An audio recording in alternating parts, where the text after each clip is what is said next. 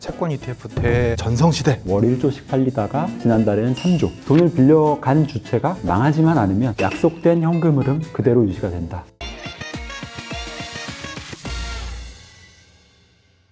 안녕하세요. 삼성자산운용 ETF 컨설팅 본부 최창규 본부장입니다. ETF 아저씨고요. 채권이라는 주제를 가지고 왔고요. 제가 설명을 하려니까 너무 지식이 부족해서 애널리스트를 모셨습니다. 안녕하세요. 삼성증권 리서치센터에서 채권 리서치하고 있는 김지만 수석이라고 합니다. 오늘 말씀드릴 내용은 채권 ETF예요. 올해만 무려 17개 채권 ETF가 상장을 했고요. 채권 ETF 대전성시대라고 할 정도로 왜 채권 ETF가 이렇게 많이 상장하게 됐는지, 채권 ETF를 어떻게 봐야 되는지, 도대체 누가 투자를 하시는 게 좋은지, 이런 것들을 한번 쭉 훑어드리도록 하겠습니다. 채권 그러면은 사람들이 막연하게 어렵다 또는 나와 동떨어진 거다 이런 생각들 많이 하시는데, 채권에 대해서 간단하게 설명해 주시죠.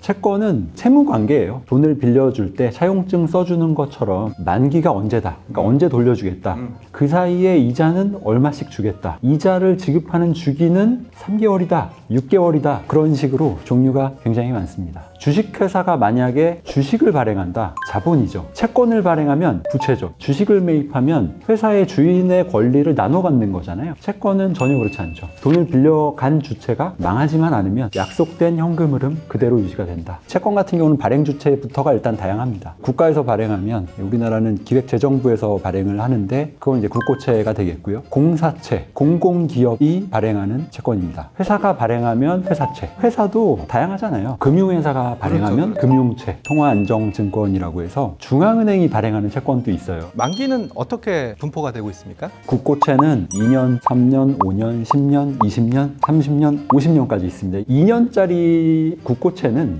나온 지 얼마 안 됐습니다. 2020년에 나왔거든요. 그전에는 그 영역을 통한채가 차지하고 있었어요. 2년 이하의 만기로 1년짜리, 2년짜리 혹은 6개월이나 그 이하짜리도 통한채가 차지하는 영역이라서 국고채가 그 영역을 건드리진 않았었는데, 통한채가 워낙 특수한 채권이고 우리는 예전처럼 통화량을 흡수해야 되는 그런 채권 자체가 필요한 상황은 아니거든요. 한국은행도 통한채 발행을 줄이고 있습니다. 그러면 가장 메인이라고 할 수 있는 채권은 뭘까요? 가장 큰 부분을 차지하는 건 국채겠죠. 국채 안에서도 이제 국고채가 있는 거고, 자동차라든지 집을 살 때 어쩔 수 없이 잠깐 떠안아야 되는 첨가소화채 중에 하나인 국민주택 채권도 존재합니다. 채권 ETF가 삼성자산에서만 나오는 줄 알았는데 다양한 운용사에서 ETF들이 상장을 하고 있더라고요. 어떻게 보시나요? 채권 ETF에 대해서도 관심이 많이 올라갈 수 있는 상황인 건 맞는 것 같아요. 작년에 우리나라 기준금리 0.5였지 않습니까? 지금은 2.25까지 굉장히 많이 올라온 상황이죠. 기준금리가 그 정도니까 채권금리는 더 높을 거고요. 저도 지점을 통해서 연락을 많이 받는데 요즘에 많이 팔리고 있습니다. 월 1조씩 팔리다가 지난달에는 3조, 이번 달에도 거의 그 정도 나올 것 같거든요. 다양한 채권 ETF가 나오는 거는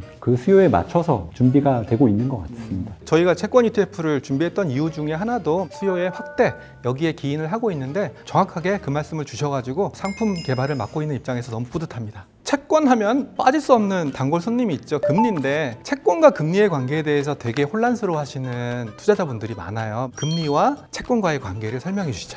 1년 뒤에 만기가 도래한다. 지금 돈을 넣고 1년 뒤에 돈을 받게 될 텐데 넣은 것보단 받은 게 많아야겠죠. 근데 1년 뒤에 10,000원을 받는 거래를 9,000원에 살 수 있다. 그러면 금리는 10%가 되겠네요. 근데 그 10,000원을 받는 거래를 지금 8,000원에 살 수 있다. 그러면 금리는 20%가 되는 거고, 금리에 해당되는 20%가 올라가니까 채권 가격은 9,000원에서 8,000원으로 떨어졌네요. 투자하는 시점에서 수익률은 정해져 있는 것이고요. 채권을 가지고 있는 동안 채권 가격, 수익률 계속 변합니다. 시장에서 얼마의 거래가 되느냐 계속 달라지는데, 투자자는 투자한 시점에서의 그 수익률이 만기까지 가져가면 유지가 된다. 채권을 기초로 한 ETF와 그냥 채권을 들고 있는 것과 차이점에 대해 설명 좀 부탁드리겠습니다. 채권은 단일한 종목이잖아요. 여러 개를 분산해서 들고 싶다. 그럼 ETF가 굉장히 좋은 수단이 될 텐데, 채권은 만기라는 속성이 있는데 ETF는 그 속성을 제거해버린 겁니다. 짧은 만기에 채권을 담는 ETF 같은 경우는 그 담고 있는 채권이 만기가 도래하면 그 현금 흐름 그대로 다 받고 있는 그런 ETF인 거잖아요. 그리고 또 한 가지 말씀드리면, 회사채에 투자를 할 때 저 회사가 망할지 안 망할지를 모르겠다. 그런데 나는 회사채 금리 매력적이다. 그러면 ETF가 좋은 수단이죠. 여러 회사들의 채권들을 담고 있는 거니까요. 어느 회사 하나가 문제가 생기더라도 전체적으로는 비중이 미미할 겁니다. 회사채처럼 약간 리스크가 큰 채권을 담을 때에는 ETF의 본질이라고 할 수 있는 있는 분산 투자가 채권 ETF에도 발휘될 수 있다라는 말씀으로